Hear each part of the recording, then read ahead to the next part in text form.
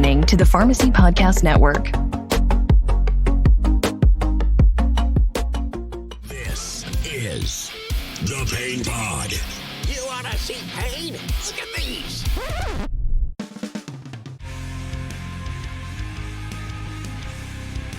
Welcome to the Pain Pod, the podcast for all things pain management. Hosted by the Pain Guy, Dr. Mark Garofoli. We'll be collaborating with numerous pain management experts, talking about substance usage disorders, the latest treatment modalities, and most important, focusing on the pain of our patients as leading providers of pain care. And now, here's our host, a man wanted in all 50 states, a suburban city-like mountain man, Without the beard. from the hills of West Virginia, and certified in weapons of mass destruction response. It's Dr. Mark Garofoli.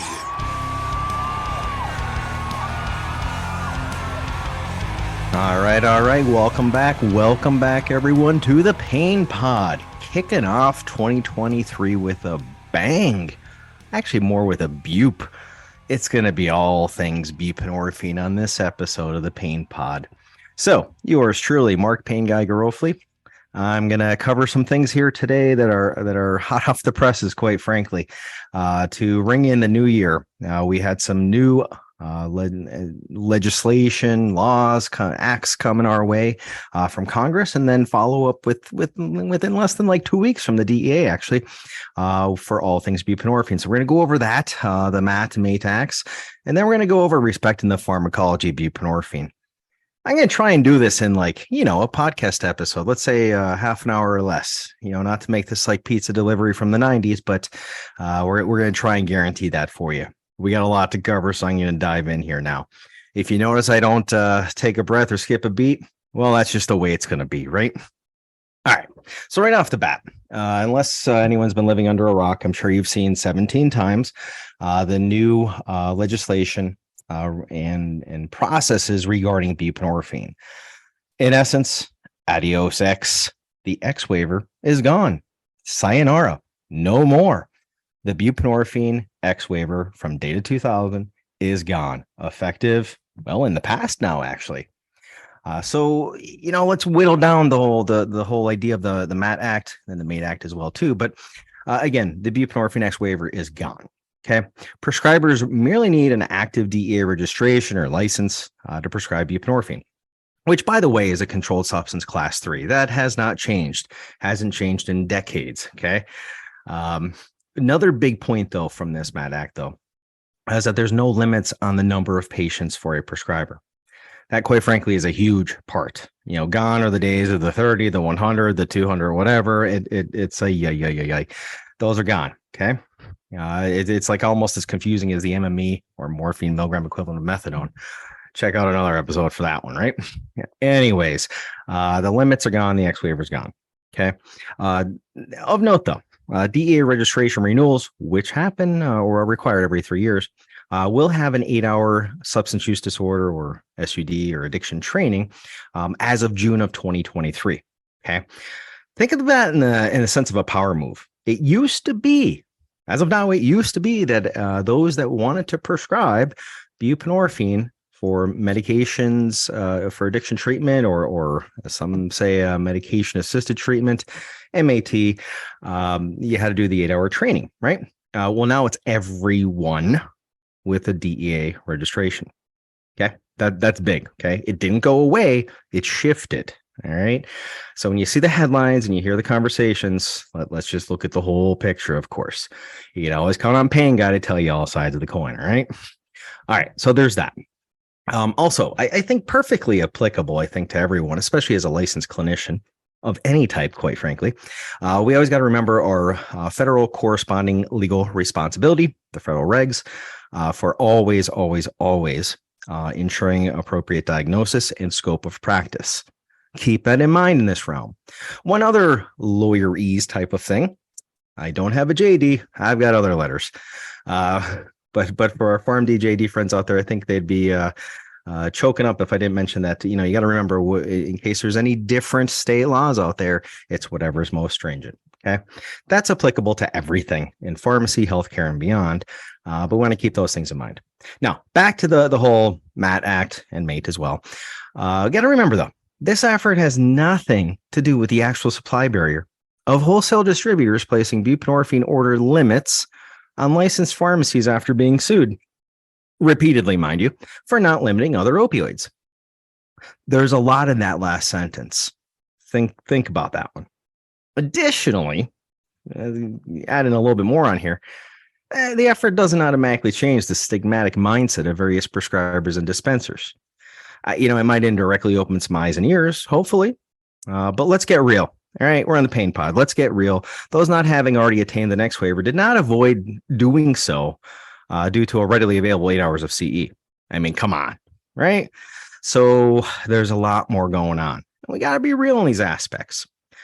As I said on LinkedIn, go forth, make a difference. All right. How do we go about doing that? How do we go make a difference? Well, next up is respecting the pharmacology. So, let's dive into that. Now, since we had presidential ink on the MAT Act, what was it, December 30th of 2022, and then the DEA sent the letter out to all registrants on January 12th, 2023, I believe. That's in the past now, right? So let's move forward to respecting the pharmacology. Hopefully what we've been doing all along. So let's cover, a dozen or a baker's dozen or so pharmacological factors. Pharmacy phun when it comes to buprenorphine. The most misunderstood medication of the century, if not ever. So let's start out easy. It's semi-synthetic. It means it's not grown in the poppy, and it's not completely made in a lab, but you take things like thebaine, morphine, codeine, that's what's in the poppies, typically thebaine, and it's semi-synthetic. It is then made synthetically from a natural product. All right, that's the easy stuff. From here on out, it gets much tougher, right? Mechanisms of action. Hold on to your seats, folks. All right, so obviously got some opioid action because buprenorphine's an opioid, right? It's actually an opioid receptor-like agonist. It's a kappa antagonist and a delta antagonist. But the meat and potatoes is it's a partial mu agonist, and that's big. That is one of the most misunderstood terms in a pharmacy sense ever, really. It has nothing to do with what the efficacy is. It has nothing to do with side effects, interactions per se. It's just talking about how it interacts with the receptor. If you want to think about triangles going into a rectangle instead of a rectangle or a square going into a rectangle, whatever you want to visualize, that's what we're talking about, okay? Equally confuzzling is the mu opioid receptor affinity in general, but particularly for buprenorphine. So sans sufentanil, there's no other prescription opioid that has a higher mu opioid receptor affinity. What the heck's that mean? It's just the magnetism to the receptor. And when I say just, I don't want to downplay it, but quite important. But again, nothing necessarily directly to do with the effects. No intrinsic activity, no effect. It's just the magnetism to the receptor. Okay. And we got to keep that in mind overall. More to come on that when we bring up things like naloxone being around as well, too. All right. On our pharmacological journey here for bupe, metabolism up next. Gets a little, it's so simple that it's confusing. But 3A4 is for, the vast majority of buprenorphine, but it's got active metabolites. So there's that. What we really want to talk about in metabolism, though, is half-life. Speaking of half-life, anybody else, depending on your age and your generation and your experience, anybody remember Half-Life, the video game? I do. I actually never played it. I don't know. Maybe I don't get out much, or maybe I get out too much and wasn't home playing it. I don't know. But Half-Life, it was like one of those little shoot 'em up video games from, I believe, the 90s. Well, we're going to play a Half-Life game, but not that one. Okay. Half-Life in respect to medications. Okay. Half-life, of course, is for once straightforward in the title in healthcare. How long it takes to get rid of half of the substance in the body. Generally accepted, of course, that it takes 5 half-lives to get everything out of the body. Okay. So the longer the half-life, the longer it's sticking around in our body. So, let's lay off of pain for a while. We go to like blood pressure, hypertension. There's medications that have a half-life of like 12 hours. So the dosage could be about once a day. There's other ones in the same classes even that would have a different half-life, same mechanism though. Say like, just an hour or two. We're going to be dosing that 2, 3, if not 4 times a day. Keep that concept going. Okay. Jump back into pain. You got something like Oxy. No, not the stuff that's stolen off the shelves that helps the bladder. Oxycodone, of course. Half-life about 4 hours. So it's dosed usually every 4 to 6 hours, right? Now, buprenorphine sublingual, that's a half-life of about a day and a half. Okay, 37 hours approximately. So dosage is usually once a day. Heck, it could actually probably be cranked to even slightly less frequency, but that gets tricky on a patient. So, once daily. That being said, there's other things besides half-life that go into the dosage, frequency. Things like avoiding cravings along the way as well, too. But should we see every patient utilizing buprenorphine MAT milligram products twice, 3, 4 times a day? Of course not. And that's something to really not only digest, but figure out how to have the conversations along the way as well, too. Balancing with what else is going on in the world, too, and the overall drug crisis. All right. Next up after metabolism, of course, would be a conversation, albeit brief, on the maximum recommended daily dose. The books, the package inserts even say 24 milligrams. But when you look at, receptor occupancy, a study on that, or even, brain scans, PET scans typically, which really are all about receptor occupancy anyway, really anything over 8 milligrams, you're starting to really crank the receptor occupancy up there. So much so that around 16 milligrams is when things get, mostly occupied. We got to factor that in. So should it be really over 16 milligrams? Well, you can't make a blanket statement for every human being on this planet. We all are humans and we got a lot going on. But overall for a population, things to keep in mind, right? Now, speaking of all the dosage stuff, it gets complicated with the chicken or the egg. So there's buprenorphine induction dosing or even micro dosing as far as initiating buprenorphine for opioid addiction. Okay, MAT. That's different. That's saying a different opioid is around and then you're adding buprenorphine. You don't want to induce withdrawal, so you got to be very careful with that. Okay. That's different than if someone is utilizing buprenorphine and then in need of another opioid for pain or whatever else is going on and adding on a different opioid. That's different. You're not necessarily worried about that withdrawal induction there. So the teeter-totter doesn't go both ways. It doesn't stick in the middle. It's, all goes with what the patient has going on, basically. All right. This is the one where you ain't paying, but you wanted the whole seat, but you're only going to need the edge. The morphine milligram equivalent factor, MME factor. I'm sure on other episodes you've heard me talk about how, in 2016, when the CDC guidelines came out, the MME factor was 10. And within 9 months, it was corrected to be 30. I mean, when you're only off by 300%, horseshoes, grenades, and MMEs, right? But that was the last published MME factor for buprenorphine. It's 30. Since then, it's been unpublished, not because it was incorrect, but because it was a concern for that creating stigma. Because, hey, let's realize that if it's 30, so it's 30, that's 30 times 16 milligrams in a day, say, buprenorphine, that's 480 MMEs per day. Well, that's a tad bit over the thresholds of 50 and 90 from the CDC guidelines, 2016 and circa 2022 update, by the way. So, that gets a little tricky there. Okay. But the last published was 30. We're clinicians. We need the information. Que sera, right? All right, let's move onward to utilization. What about our patients? All right, what are they experiencing? So side effects. It's an opioid, so you've got all that stuff.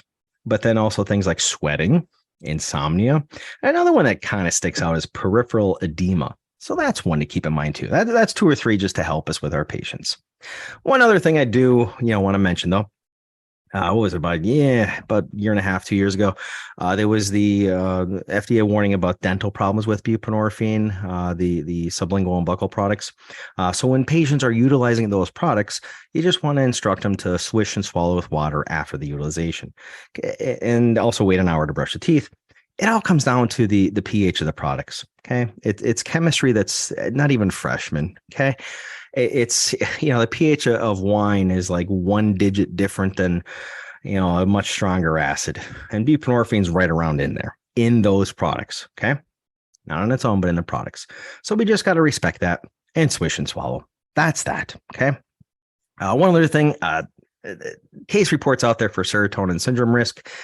Just something to be aware of course. Now, what products are we using, of course? So generally speaking, you got micrograms, you got milligrams, right? So micrograms, pain management, pretty straightforward, right? Milligrams for opioid use disorder, opioid addiction.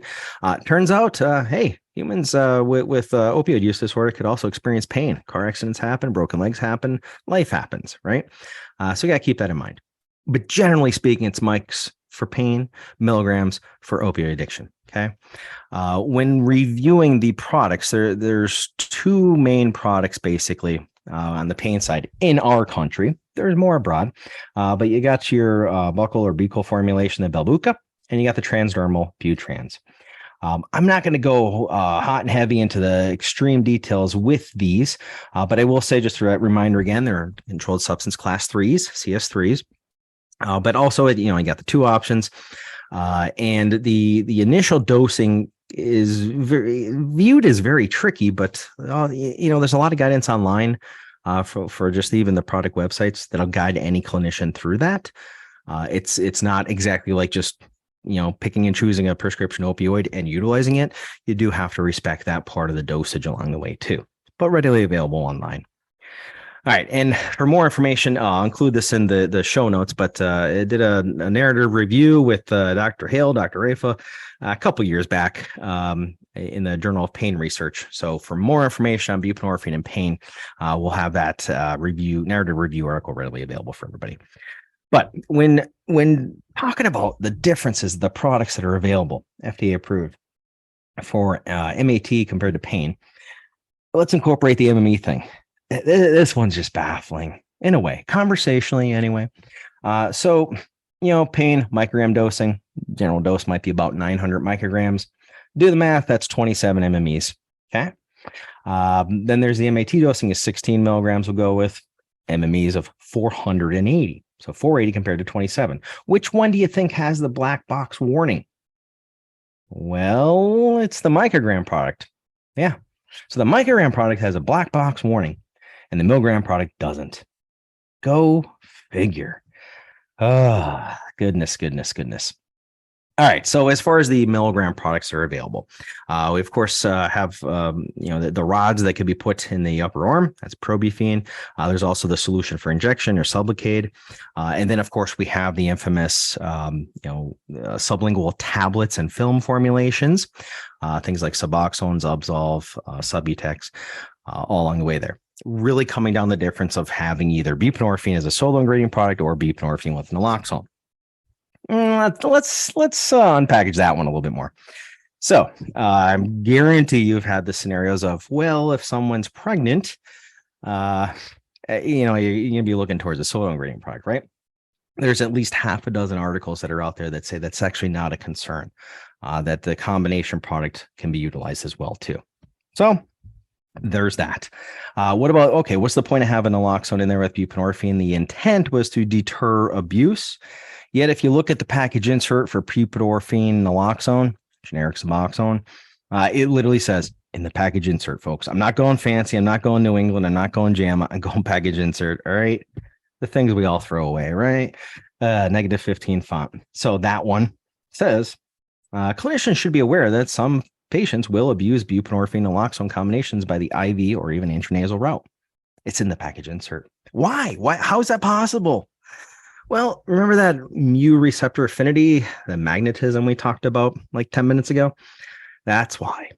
Because the buprenorphine's mu receptor affinity, the magnetism to the receptor to get the effect, is much more than that of naloxone. So in a battle head to head, it's not going to work out well for the naloxone. That's why the package insert, quite frankly, has to say that. So when things are being abused or misused or diverted, when there's those concerns, because again, buprenorphine is a controlled substance class 3, right? All right. So what makes anything, what gives anything, any substance, the desire to be abused? Well, let's do pharmacist meets real world. High C max, so a big peak, you get a lot of it. Quick T max, right now, fast onset. I want it now. The receptor affinity, that strong magnet. And of course, if dopamine is released, if something is better than anticipated, dopamine will be released for that euphoria. So I want it all. I want it now. And I want to feel good. And that's what IV buprenorphine can do for folks. Because if you remember, there's also the ceiling effect for buprenorphine. It's not to say that there's no chance for an opioid overdose for respiratory depression. It's that it goes up and then plateaus. That's significantly different from not existing, right? That's why there's the case reports of children licking a film that may even have a desirable taste and ending up in the ER, and hopefully not worse. Or an opioid naive patient, perhaps. Those are things we have to keep in mind along the way, too. On the flip side, if buprenorphine is utilized intravenous or IV, there is that can certainly have that Cmax, Tmax, mu affinity, and dopamine release. Hence one of the reasons for the CS3, right? But, studies that are out there are showing that approximately about 25% of prescribed and dispensed buprenorphine is, whether you want to call it diverted or misused, someone else, basically. But why? There's a very high percentage out there where it's actually, utilized for the intention of getting treatment, the intention for treatment. Not actual treatment with a healthcare professional, but the intention of treatment, whether it's because our healthcare system is convoluted, or access is an issue, or whatever. That's a reality. But there is that small percentage out there, and certainly the opportunity for the true abuse with IV buprenorphine. And that's why those package inserts for the combination products even label as such. So it's a thing. But, Pain Guy, I like to tell you all sides of the coin, right? What do we have that's better? Well, we have the complete comprehensive care, of course. That's a very, very important thing along the way. Buprenorphine is going to be around to reduce, if not eliminate, the cravings for an opioid for someone navigating recovery. It's not going to be the end all, but it's going to help with the rest of the treatment, the therapy overall. So we got to keep that in mind in the big picture, of course. And when things are abused, remember that street value leads to crime. So we'll get to some cost issues in a moment here in a hot second, but street value leads to crime. And remember that it's always, always, always polysubstance abuse. So when there's other sedatives on board, that can affect respiratory depression concerns as well, too. So bottom line, CS3, right? Doesn't mean avoid. It means respect the pharmacology. Now, I alluded with that whole street value leads to crime thing. Okay, let's go over costs and access. That's like our last two things here for Bupe. All right, so access. I kind of went over some of this when I mentioned that whole idea with the MAT Act and MATE as well. The idea of not, still having the pharmacy supply concerns where wholesaler distributors have those thresholds, limits, or whatever. So prescribers and dispensers have to be ready to have conversations that are documented for going over, how many patients a prescriber is going to be seeing and providing that care for to help improve and save their lives for our patients. So that way, the conversation can then, or documentation could then happen with wholesalers to explain why a certain amount is needed for a given pharmacy or community for that matter. It's got to be, both ways, of course, too. Is that utopic? Man, sometimes, yeah. And other times it's just how it is. We got to do what we got to do to help our patients. Okay. So that's a big thing there, is just having that open, transparent communication. Okay. Now on the costs, here's an interesting one for costs. All right. So on the pharmacy side, well, on the healthcare side, I should say. Okay. When you look at the general prices change, prices, different pharmacies have different prices as well, too. But generally speaking, buprenorphine solo ingredient products, the generic tablets, are a little bit more than half the cost of the buprenorphine naloxone films, or brand name films for that matter. Certainly universal availability here when we're talking about generics. But the general idea is that in the healthcare supply chain, the films of the combo product cost more, which ironically is exactly opposite of what the streets do. Okay. And this is like the first time in the history of mankind that us healthcare professionals have one up on the street chemists. Okay. It's always the other way. oh, I see your PhD and I raise you some street smarts. Okay. That's what typically happens. But this time, because we understand opioid mu receptor affinity, the whole naloxone not doing much, and that combination there, we actually have the one up when it comes to the street chemists.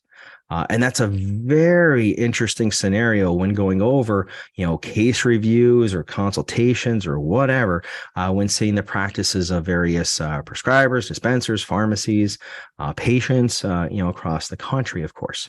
But we have an opportunity.